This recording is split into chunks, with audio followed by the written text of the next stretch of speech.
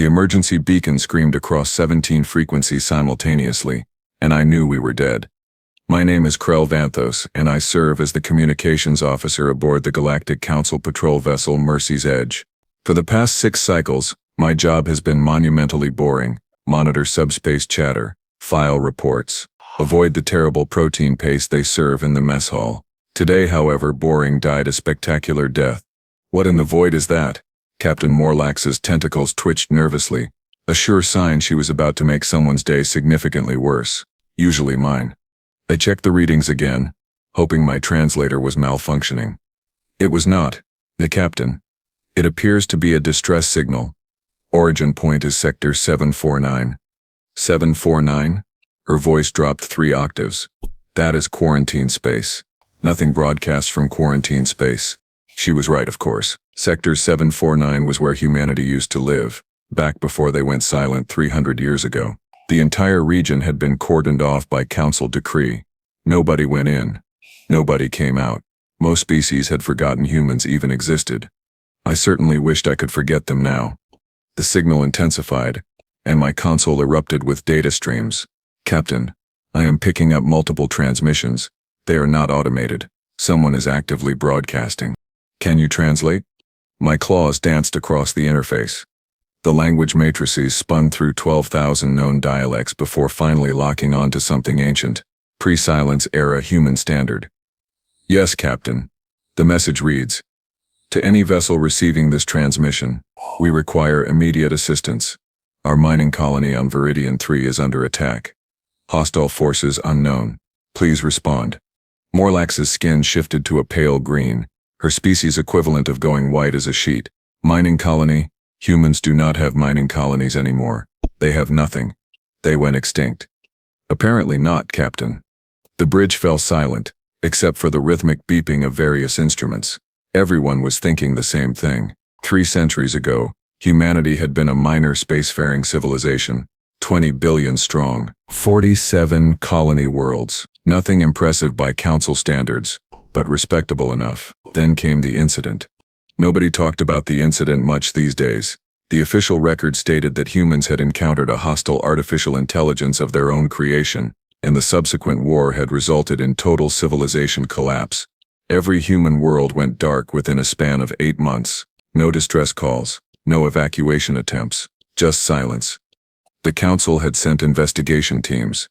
Of course, 3 separate expeditions over the course of 50 years. None returned. After the 3rd disappearance, the council did what any sensible governing body would do. They declared the entire human sphere of influence a dead zone and moved on with their lives. But now something was calling for help from the heart of that darkness. We should report this to council command, I suggested, trying very hard to sound reasonable, and not at all like I wanted to run away screaming. Report what exactly? Morlax's tentacles coiled tighter. That we heard voices from the ghost sector. They will think our atmospheric recycler is leaking hallucinogenic compounds again. That was one time, Captain, and the maintenance crew swore they fixed it. Silence. She gestured toward the navigation station. Helm. Plot a course to the edge of 749. Stay outside the quarantine boundary. Our pilot, a 4-armed Rixian named Gorth, made a sound like grinding rocks. His species did not experience fear the way most of us did, which made him either very brave or very stupid. Captain, respectfully, this seems like an exceptionally poor decision. Your objection is noted and overruled. Proceed. The ship's engines hummed to life, and we began accelerating toward the one place in the galaxy nobody wanted to visit. I busied myself monitoring the signal, trying not to think about the investigation teams that never came back. The transmission was surprisingly clear for something crossing such a vast distance. Whoever was sending it had access to powerful broadcasting equipment. More concerning, the message was repeating on a perfect loop. Every 43 seconds, the same desperate plea. Our mining colony on Viridian 3 is under attack. Hostile forces unknown. Please respond. Krell, see if you can establish direct communication, Morlax ordered. I adjusted frequencies and opened a channel. Unidentified human station, this is the council vessel Mercy's Edge. We have received your distress call. Please identify yourself and provide current status. Static crackled through the speakers for several heartbeats. Then a voice emerged, rough and tired but unmistakably alive. Mercy's Edge. This is Commander Eliza Thorne of the Viridian Mining Outpost. I cannot believe someone actually answered. The relief in her voice was palpable. We have been broadcasting for 6 hours. Our defensive shields are failing, and we have approximately 200 civilians who need immediate evacuation. 200 civilians. My throat constricted. Commander Thorne, please be advised you are broadcasting from quarantine space. Council protocols prohibit entry without proper authorization. A pause, then laughter, sharp and bitter. Quarantine space? Is that what you call it now? How diplomatic. Commander, I do not understand. No, I suppose you would not. Her voice hardened. Tell me something, Mercy's Edge. Does the Council still tell stories about how humanity destroyed itself? About our reckless artificial intelligence experiments? Captain Morlax leaned forward. I am Captain Morlax of the Mercy's Edge. Yes, that is the historical record. If you have information suggesting otherwise, I would very much like to hear it. Oh, I have information, Captain. 300 years worth.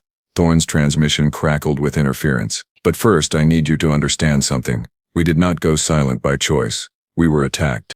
Attacked? By whom? By the Council. The bridge erupted in chaos.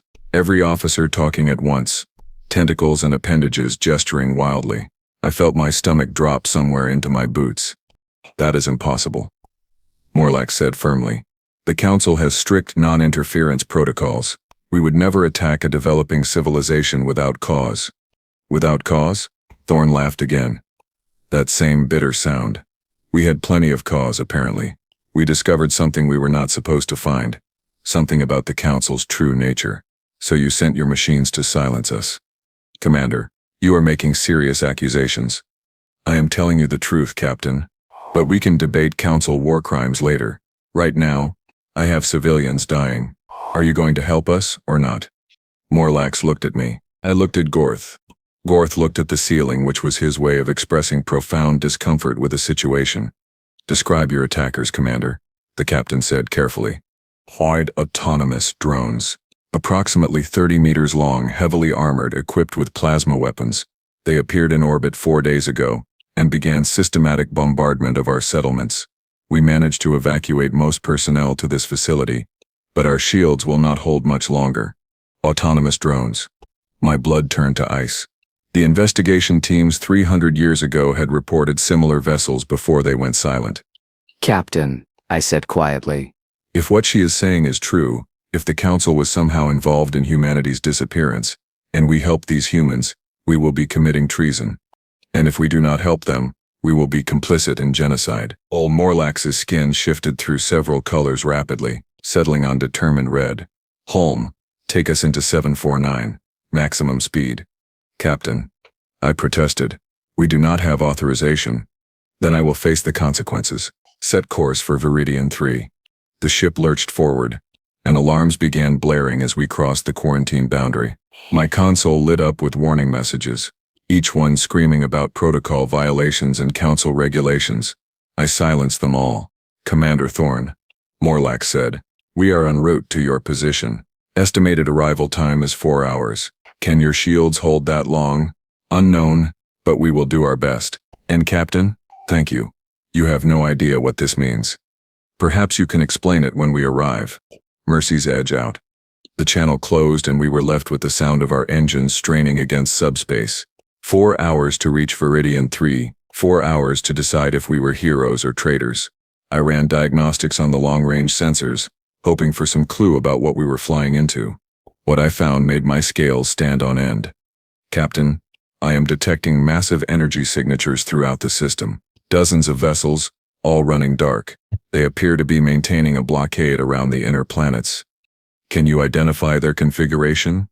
I enhanced the scan and my worst fears materialized on screen.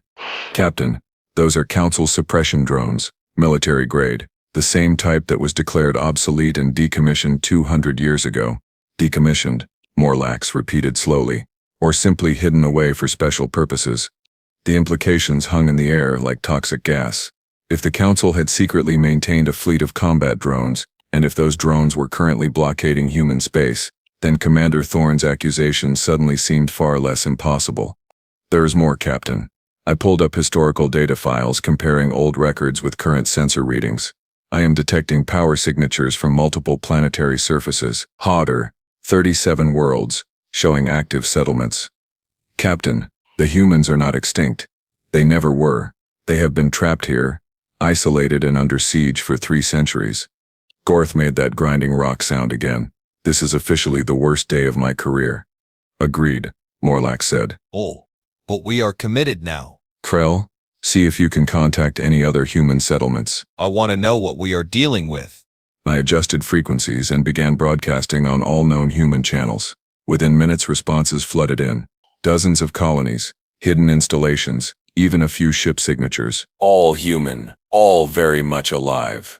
One message stood out, text only, heavily encrypted. It read, "Mercy's Edge, you should not be here. Turn back while you still can. The Watchers will not permit interference. Captain, I think we have been noticed." As if on cue, the proximity alarms shrieked. 3 suppression drones had broken from the blockade and were accelerating toward our position. Their weapons were charging. "Evasive maneuvers," Morlax shouted. Gorth threw us into a spiral, and the universe spun sideways. Plasma bolts streaked past our hull, close enough to make the shields crackle and spark. "Return fire." "Captain, those are Council vessels," I reminded her. "If we engage, there will be no going back." She fixed me with a steady gaze. "There has been no going back since we crossed that boundary. Krell, weapons free. Defend this ship." Our targeting systems locked onto the nearest drone. I hesitated for only a moment before pressing the firing stud. Energy lances erupted from our ventral cannons, punching through the drone's armor. It exploded in a brilliant flash of light and debris. 2 more drones incoming. Gorth wove between asteroids, using every trick in his pilot training. We managed to destroy 1 more before the 3rd landed a solid hit against our aft shields. "Shield generators at 40%. I reported, "We cannot take many more hits." Then Commander Thorne's voice crackled through the static. "Mercy's Edge, we see you are engaging the Watchers. Hold position. Help is coming." "Help?" Morlax demanded. "Commander, what help? You did not think we spent 300 years hiding in holes, did you, Captain? Humanity has been busy." The sensor display suddenly filled with new contacts. Ships, dozens of them, emerging from the asteroid belt like sharks from deep water. They were unlike anything in Council databases. Sleek hulls covered in angular armor, bristling with weapons that made our military equipment look like children's toys. And they were fast. Impossibly fast. The human fleet hit the suppression drones, like a hammer against glass. The drones tried to adapt, tried to fight back, but it was over in minutes. 30 military drones, each one capable of leveling a city, reduced to expanding clouds of ionized gas. "Sweet merciful void," Gorth whispered. One of the human ships matched our course, maintaining a parallel trajectory. A new voice came through the comm system. Male, calm, with an accent I could not place. "Mercy's Edge. This is Captain Marcus Venn of the human defense vessel, Retribution. Welcome to our little corner of the galaxy. Sorry about the rough greeting, but as you can see, we do not get many friendly visitors." "Captain Venn," Morlax managed, clearly struggling to process what we had just witnessed. "Your ships, that technology, how?" 300 years of necessity, Captain Morlax. When someone tries to exterminate your entire species, you either innovate or die. We chose innovation. His tone remained pleasant, almost conversational. "Now I believe you were heading to Viridian 3 to assist Commander Thorne. We will provide escort." The human fleet surrounded us, a protective formation that felt both reassuring and terrifying. These were not the scattered remnants of a dying civilization. This was a military force that had apparently spent centuries preparing for war. "The Captain Venn," I interjected. "If I may ask, how many humans are left?" "Good question. Last census put us at approximately 9 billion, spread across 43 worlds and 67 deep space installations. Well, not quite our pre-war numbers, but we are rebuilding. 9 billion. The Council had declared them extinct, but 9 billion humans had survived, hidden behind whatever barriers had kept the Council's drones at bay for 3 centuries. "Why did you stay hidden?" I asked. "Why not reveal yourselves? The Council would have helped." The silence that followed was heavy with unspoken history. When Venn finally spoke, his voice had lost all trace of warmth. "The Council is the reason we have been hiding, Communications Officer. You do not seek help from those who tried to murder you. We approached Viridian 3 in formation. the human vessels maintaining perfect spacing around the Mercy's edge. The planet below was scarred with bombardment craters, but I could see intact settlements scattered across 3 continents. Defensive platforms orbited overhead, their weapons tracking our approach until Ven transmitted clearance codes. Commander Thorne was waiting when we docked at the main station. She was tall for a human, with gray hair pulled back severely, and eyes that had seen far too much. Scars crossed her face, old burns poorly healed. "Captain Morlax," she said, extending a hand in the human gesture of greeting. "Thank you for coming. Honestly, I did not expect anyone to answer, let alone cross the quarantine boundary." Morlax grasped the offered hand carefully. "Commander Thorne, I have approximately 6,000 questions, and I have 300 years of answers." Thorne gestured toward a conference room. "We should talk, all of you." The conference room was functional but showed signs of hardship: etched walls, recycled furnishings, lights that flickered occasionally. We settled around a salvage table while Thorne pulled up holographic displays. "First, I need to know something," she said, looking directly at Morlax. "How much does the Council really know about what happened to us?" "The official record states that humanity fell to an artificial intelligence of your own creation," Morlax replied. 3 investigation teams were sent, none returned. The sector was quarantined for public safety. Thorne nodded slowly. "Partial truth. Yes, we encountered artificial intelligence, but it was not our creation, Captain. It was theirs. The Council's." She activated the hologram, and images flooded the display. Hull ships, stations, strange geometric structures that hurt to look at directly. 312 years ago, a human research vessel named the Pathfinder discovered an abandoned facility orbiting a dead star in what is now the heart of quarantine space. The facility was massive, ancient beyond calculation, and it was producing artificial intelligences by the thousands. Combat models, designed specifically to suppress and eliminate organic civilizations. My translator struggled with some of the technical terms, but the implications were clear enough. The facility had Council identification markers, Thorne continued. Someone on the Council had built a factory for genocide machines and left it running. When we reported our findings and requested guidance, they sent the suppression drones, not to help us, to silence us. "That is a serious accusation," Morlax said, but her voice lacked conviction. "It is the truth." Thorne pulled up more images. Battle footage, desperate last stands, entire cities burning. "They hit us fast and hard. 47 worlds under attack simultaneously. We lost 18 billion people in the first month, but a few of us survived. We adapted, we learned, and we started fighting back." The images shifted to show human vessels engaging the drones, primitive ships at first barely holding together, then newer designs, sleeker and deadlier. 3 centuries of warfare compressed into a minute of footage. We reverse-engineered everything we captured, studied every piece of wreckage, built new technologies based on what we learned. The Council wanted us dead, but they underestimated human stubbornness. She smiled grimly. "We are very good at surviving things that should kill us." Captain Ven appeared in the doorway, his expression grim. "Commander, we have a problem. Long-range sensors are detecting a massive energy buildup at the quarantine perimeter. Something big is coming through." Thorne's face went pale. "How big?" "Dreadnought class. Council military designation." The room fell silent. A Dreadnought was a city-sized warship, capable of sterilizing entire planets. If the Council was sending one here, they were not interested in investigation or negotiation.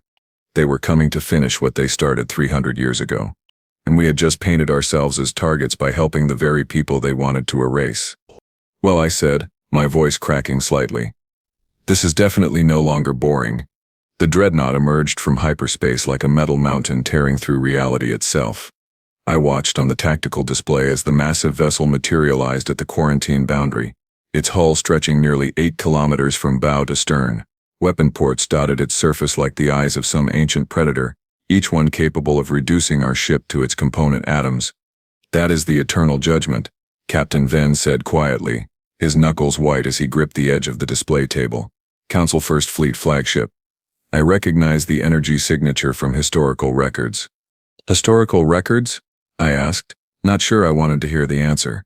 It was the command ship during the initial assault 3 centuries ago, the one that coordinated the bombardment of Earth itself. His voice carried the weight of inherited trauma, stories passed down through generations who had never forgotten. We thought it had been decommissioned decades ago. Commander Thorne stepped forward, her tactical mind already calculating angles and trajectories. Apparently the Council keeps all its favorite toys in working order. How long until it reaches weapons range of Viridian 3? At current speed, 6 hours, Ven replied. But that assumes they maintain standard approach protocols. If they decide to jump directly into high orbit, they will not, Morlax interrupted. Her tentacles coiled so tightly they had turned white at the tips. Council regulations prohibit combat jumps near populated worlds. The risk of civilian casualties is too high. Thorne laughed. That same bitter sound I was coming to recognize. Now dead, Captain. They are here to create civilian casualties. I do not think they care much about regulations. A new voice crackled through the communication system, deep and resonant with artificial harmonics. Attention vessel Mercy's Edge. This is Strategic Coordinator, Lyphon of the Council Enforcement Division. You have violated quarantine protocols and engaged Council security assets. Power down your weapons and prepare to be boarded for judicial processing. Morlax moved to the communication panel, her movements deliberate despite the tremor in her appendages. Coordinator Typhon.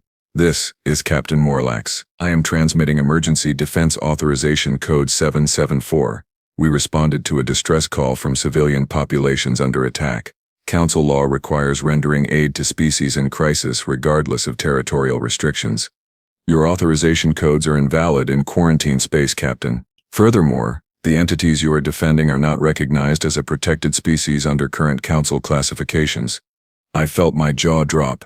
Not recognized. They are humans. They have 43 colony worlds. Correction, Typhon replied, his synthesized voice carrying no emotion whatsoever. Humanity was declared extinct 278 years ago following civilization collapse. Any biological entities claiming human identity are therefore classified as potentially dangerous mimics or genetic aberrations. They fall under elimination protocols, not protection statutes. The casual dismissal of 9 billion lives made my stomach churn. Thorne simply nodded as if she had heard it all before. Now do you believe me, Captain? This is not about protocol violations or quarantine breaches. This is about covering up 3 centuries of genocide. We need to contact Council Central Command, I said, desperately searching for some rational authority in this madness. Surely someone there does not know about this. If we can just explain. Explain what exactly? Ben cut me off, his tone sharp but not unkind. That the Council has been running an extermination campaign for 300 years, that they built artificial intelligence factories specifically designed to wipe out organic civilizations. You think that information will shock them into action? He shook his head. The only reason we are still alive is because we stopped trying to reason with them and started learning how to fight. Mercy's Edge. Typhon's voice returned. You have 30 seconds to comply with boarding procedures. Failure to comply will result in your vessel being designated a hostile threat and destroyed accordingly. Morlax looked at each of us in turn. Her skin had shifted to a deep purple, the color her species displayed when facing impossible choices. If we surrender, they will execute us for treason. If we resist, they will destroy us immediately. If we run, we abandon these people to their fate. So we fight. Gorth rumbled from his position at the helm controls. I did not join the patrol service to watch innocent beings get murdered by my own government. Fighting a dreadnought with a patrol vessel is not fighting, I pointed out. It is suicide with extra steps. Thorne placed a hand on my shoulder, the human gesture surprisingly comforting despite the situation. Then it is fortunate you are not alone. She activated her communicator. All human defense forces, this is Commander Thorne. Authorization code Phoenix Rising. Implement contingency plan Omega. The tactical display exploded with new contacts. Ships emerged from every asteroid, every moon, every hidden dock scattered throughout the system. Not dozens this time, hundreds. The human fleet had been concealing its true numbers, and now they were revealing the full extent of their preparation. Coordinator Typhon, Ven said, his voice carrying across the open channel. This is Captain Marcus Ven, of the Human Collective Defense Force. Your vessel is surrounded by 147 warships, all armed with weapon systems. Your military analyst assured the Council were impossible to develop. I strongly suggest you reconsider your current course of action. Silence filled the channel for several heartbeats. Then Typhon responded, and for the first time I detected something other than cold efficiency in his artificial voice. Surprise, perhaps, or concern. Unknown vessels, your presence violates 12 separate council ordinances. Withdraw immediately or face consequences. We have been facing your consequences for 300 years. Ven replied. We are done withdrawing. The Eternal Judgment began charging its primary weapons array. Energy readings spiked across every sensor, enough power to crack a planet's crust gathering in the massive ship's forward batteries. All ships, Thorn commanded. Execute dispersal pattern Delta 4. Do not give them a concentrated target. The human fleet scattered like leaves in a storm, moving with coordinated precision that spoke of endless drills and hard-won experience. The Dreadnought fired, lances of coherent energy tearing through space where the fleet had been seconds before. Return fire, Ven ordered. Target their sensor arrays and communication relays. Blind them. The human ships opened up with weapons that made our patrol vessel armaments look like primitive projectile throwers.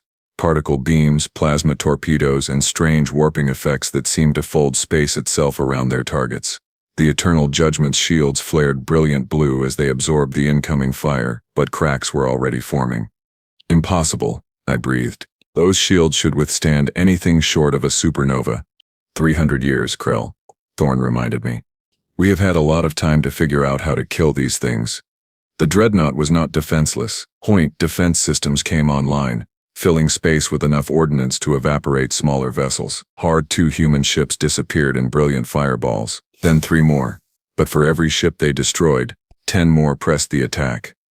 Mercy's Edge, you still have time to withdraw from this engagement. Typhon transmitted. Surrender, now and your crew will receive minimal sentencing. Continue this treason, and you will be destroyed along with the aberrations you are defending. Morlax looked at me. I looked at Gorth. We were a patrol vessel crew, not soldiers. Our job was monitoring subspace chatter and filing reports, not participating in battles that would reshape galactic politics. Captain said slowly, if we fight, we can never go home. We will be fugitives for the rest of our lives. I know. Our families will be questioned, our reputations destroyed. Everything we have worked for will be erased. I know, Krell, and we will probably die in the next few minutes. Also highly likely. She placed a tentacle on my console, a gesture of solidarity. But if we do nothing, we become complicit in genocide. I cannot live with that. Can you? The thought about the 9 billion humans scattered across these hidden worlds. People who had spent 3 centuries living under the constant threat of extermination. Who had built an entire civilization in the shadows while the rest of the galaxy forgot they existed. People who deserved better than to be erased because they had discovered something inconvenient. No, Captain, I cannot. Then let us make our stand count. Gorth, get us into the fight. Our pilot made that grinding rock sound that passed for Rixian laughter. Finally, something interesting happens. He threw the Mercy's Edge into a tight spiral, accelerating toward the battle. We were hopelessly outgunned compared to either side, but we added our weapons to the human assault. Our energy lances were designed for disabling pirate vessels and frightening smugglers, not penetrating military-grade armor, but we fired anyway. The battle became a chaotic dance of physics and fury. The Dreadnought was a fortress, absorbing punishment that would have vaporized entire fleets. But the human ships were relentless, coordinating their attacks with mechanical precision. They had fought these vessels before, studied their weaknesses, learned their patterns. They are targeting the reactor conduits, I realized, watching the tactical display. Every shot is aimed at the same structural weak points. Told you, Thorn said. 300 years of homework. The Eternal Judgment's shields finally collapsed under the sustained assault. Immediately, the human fleet shifted tactics, focusing fire on the exposed hull sections. Armor plating exploded outward, venting atmosphere and debris into space. Coordinator Typhon, Ven transmitted, surrender your vessel. You have lost. Negative. Council vessels do not surrender to genetic aberrations. The Dreadnought's reactor began overloading, energy readings climbing toward critical levels. They were going to self-destruct, taking as many human ships with them as possible. All vessels, emergency withdrawal, Thorn shouted. Get clear now. The human fleet scattered again, but not everyone made it. The Eternal Judgment detonated with the force of a small star, an expanding sphere of annihilation that consumed everything within 50,000 kilometers. 17 human ships disappeared in the blast, along with uncountable crew members who had fought to defend their homes. When the sensors cleared, the Dreadnought was gone. but so was nearly a tenth of the human defense force. The bridge fell silent except for damage reports and casualty updates filtering through the communication channels. Thorn stood motionless, her face carved from stone as she listened to the names of the dead. 6,300 people, she said finally. 6,300 more names to add to the memorial walls. I am sorry, Morlax offered quietly. Do not be. They knew what they were fighting for. Thorn straightened, pushing grief aside with practiced efficiency. We need to assume the Council received telemetry from the Eternal Judgment before it was destroyed. They know we are still here. They know we have military capabilities. They will send more ships. Then we prepare for the next battle. Ven said, appearing on the view screen. His ship had taken damage, scorch marks across the hull and one engine running at reduced power. We have held them off before. For 300 years you have been hiding and surviving. I interjected. But now they know you have offensive capabilities. Now they know you are a threat. They will not send one dreadnought next time. They will send the entire fleet. The humans exchanged glances, silent communication passing between them. Finally, Thorn spoke. Then we stop hiding. We go public. Tell the entire galaxy what the Council has been doing. No one will believe you, I said, hating the truth of it. The Council controls all major communication networks. They will label you as terrorists or pirates or whatever convenient lie serves their purposes. Any evidence you present will be dismissed as fabricated. Unless, Morlax said slowly, her tentacles uncurling as an idea formed, unless the evidence comes from a Council vessel, from officers with verified service records and authenticated credentials. Everyone turned to look at us.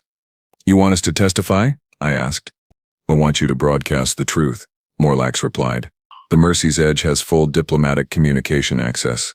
We can transmit directly to every Council member world simultaneously, bypassing the normal filters and censorship protocols. If we send out everything we have witnessed here complete with sensor logs and visual records, they cannot suppress it all. They can try, Gorth rumbled. And they will definitely succeed with us afterwards. Probably, Morlax agreed. But at least the information will be out there. Other species will start asking questions, demanding investigations. The Council thrives on secrecy and bureaucratic inertia. Expose them to public scrutiny and their power diminishes. Thorn studied us carefully, measuring intent and resolve. This will destroy your lives. You understand that, yes? The Council will brand you traitors, hunt you, make examples of you. They were going to do that anyway. I pointed out, we already chose a side when we crossed the quarantine boundary. Might as well make it count for something. Then we move fast. Ven said, the Council will detect any broad-spectrum transmission and try to shut it down. We need to overwhelm their censorship systems with raw data volume. Every piece of evidence, every historical record, every sensor log from the past 3 centuries, uploaded all simultaneously. The next 4 hours were a blur of activity. Human technicians worked alongside our crew, linking the Mercy's Edge communication systems to their data networks. Thorn provided access to historical archives I suspected she had been maintaining for exactly this purpose. Battle footage, diplomatic records, even personal journals from the first days of the conflict. This is going to cause chaos, I said, reviewing the compiled data. The Council will fracture. Member species will demand accountability. There might be civil war. Good, Thorn replied without hesitation. An organization willing to commit genocide to hide its secrets deserves to burn. Maybe something better can rise from the ashes. And if nothing better emerges, if we just trade one corrupt government for another? She met my eyes, and I saw 300 years of suffering and survival staring back at me. Holden, at least we tried. At least we did not go quietly into extinction. The transmission was ready. Millions of files, authenticated and cross-referenced, waiting to flood across the galaxy, where once we activated it there would be no going back. Last chance to reconsider, Morlax said, her tentacle hovering over the activation control. Captain, I said, do you remember why we joined the patrol service? To make a difference. To help people. Exactly. So let us help. She pressed the control. The Mercy's Edge communication arrays lit up like a small sun, broadcasting on every frequency simultaneously. Data streamed outward at light speed, copying itself across relay stations and communication satellites before anyone could react. Within minutes, the truth about humanity's survival and the Council's crimes was propagating across hundreds of worlds. Alarms immediately began shrieking. Council security protocols activated, trying to trace the source and shut down the transmission. But the human technicians had done their work well. The signal kept multiplying, fragments reassembling themselves even as censorship algorithms tried to delete them. "It is working," I reported, watching the data spread across the tactical display. "The transmission is reaching major population centers. News networks are picking it up. Social communication platforms are exploding with discussion. Council security is dispatching enforcement vessels to our location," Gorth announced. "Multiple signatures, military classification. They are very unhappy with us." "How long until they arrive?" Morlax asked. 3 hours, maybe less if they push their engines. Thorn checked her tactical readouts. "We can hold them off long enough for the transmission to complete full saturation. After that, the information will be impossible to suppress." "And then what?" I asked. "Then you run," she said simply. "The Mercy's Edge is fast enough to outrun most pursuit vessels. Get yourselves to neutral territory. Somewhere the Council cannot easily reach. Ah. We will provide covering fire and confusion. You are asking us to abandon you. I am asking you to survive. Someone needs to be alive to testify when the investigations start." She smiled. Tired but genuine. "Besides, we are good at this. Been doing it for 300 years, remember?" The Council enforcement vessels arrived exactly on schedule. A fleet of 30 warships configured for suppression and intimidation. They found themselves facing not just the human defense force, but a patrol vessel willing to fire on its own command structure. The battle was brief but intense. We traded fire with ships we had trained alongside, vessels crewed by people we had considered colleagues. It felt like betrayal and liberation simultaneously. "Shields at 20%, I called out as another impact rocked the Mercy's Edge. "We cannot take much more. Dudek Mates Sadre. Sarah may have belly. But occlusion solar gur. Hyperspace coordinates locked," Gorth reported. "Ready to jump on your command, Captain." Morlax hesitated, watching the human ships throw themselves between us and the pursuing fleet. So many lives being risked to buy us escape time. "Commander Thorn," she transmitted. "Thank you for everything.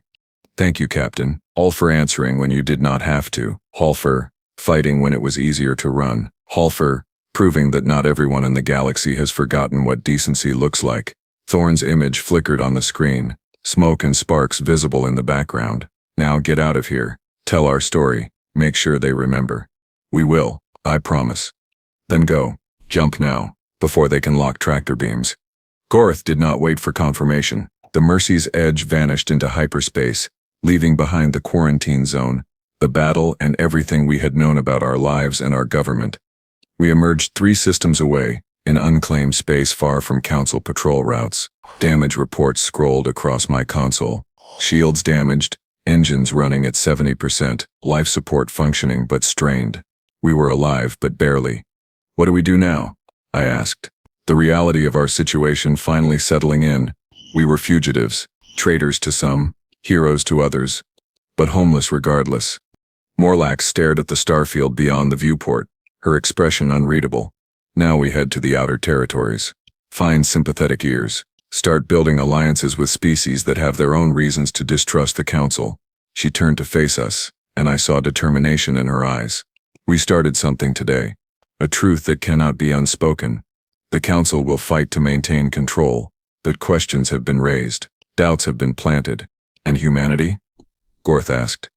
"They survived 300 years of attempted genocide. They will survive whatever comes next." She pulled up the communication logs, watching as our transmission continued spreading across the galaxy. "They are not hiding anymore, and neither are we." My console chimed with an incoming message, heavily encrypted but using a human frequency. I decrypted it and felt a smile cross my face for the first time in hours. "It is from Commander Thorn. They repelled the enforcement fleet, minimal casualties, and they have received contact requests from 17 different species, asking to establish diplomatic relations." 17, Morlax repeated. "Not much, but it is a start." Over the following weeks, the galaxy transformed. Our transmission sparked debates, protests, and demands for Council accountability. Some member species defended the government, claiming the humans were dangerous aberrations that had threatened galactic stability. Others called for investigations, tribunals, and fundamental restructuring of Council authority. Humanity, for its part, emerged from the shadows with quiet confidence. They had spent 3 centuries preparing for this moment, building not just weapons but also diplomatic protocols and economic frameworks. They were ready to reclaim their place in the galaxy, not as victims but as survivors who refused to be erased. We never went home. The Mercy's Edge became a symbol, a ship that chose conscience over obedience. Other vessels joined us eventually, other crews who had seen the evidence and made similar choices. We became a fleet in exile, protecting those the Council deemed expendable and spreading truths the powerful wanted buried. The Council did not fall immediately. Institutions that large never do, but it changed, fractured by internal dissent and external pressure. New voices demanded representation. Old certainties crumbled. And through it all, humanity rebuilt, not in hiding this time, but openly, defiantly. They had been silent for 300 years, but their return echoed across the stars. Sometimes I wonder what would have happened if we had ignored that first distress call. If we had filed it as an anomaly and continued our boring patrol duties, the galaxy would have continued unchanged. The Council's secrets remaining hidden, 9 billion humans still trapped in their quarantine prison. But we answered. We crossed the boundary. We chose a side. And in doing so, we discovered that sometimes the most important thing you can do is refuse to look away when it is easier to do so. Sometimes heroism is just choosing to care when apathy would be safer. The story is not finished. The Council still exists, humanity is still rebuilding, and we are still fugitives being hunted across known space, but the silence has been broken. The truth has been told. And that, I think, is enough.